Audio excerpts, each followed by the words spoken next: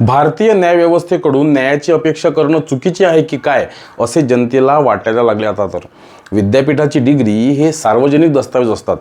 मात्र पंतप्रधान नरेंद्र मोदींच्या डिग्रीबाबत ही अतिशय महत्त्वाची आणि गोपनीय बाब का ठरावी राम जाणे. 2016मध्ये केंद्रीय माहिती आयोगाने म्हणजेच CICने मोदींची डिग्री तपासण्याचा आदेश दिला होता. मात्र नंतर हे प्रकरण कोर्टात गेले आणि मोदींची डिग्री सार्वजनिक व्हायला स्थगिती आली.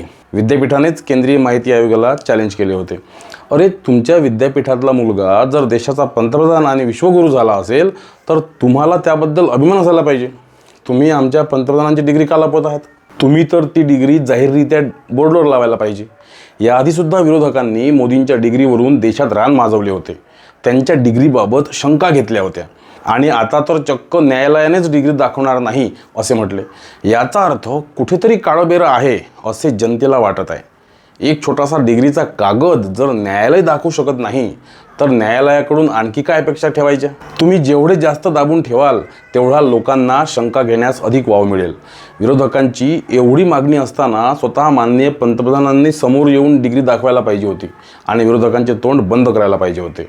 डिग्री असेल तर दाखवा, नसेल तर तसे सांगा. फरक पडतो कुणाला? यांनी 30 दिवसांच्या तुरुंगवासाचा कायदा आणला. त्यात मुख्यमंत्री मंत्र्यांसहित पंतप्रधान सुद्धा येणार आहे म्हणे. मित्रांनो, या प्रकरणावरून विचार करू शकता की जर पंतप्रधानांविरुद्ध उद्या काही आढळलं, विरोधकांनी पुरावे मागितले, तर खरंच त्या गोष्टीची निष्पक्षपातीपणे चौकशी होईल का? त्या गोष्टी पुढे येईल का?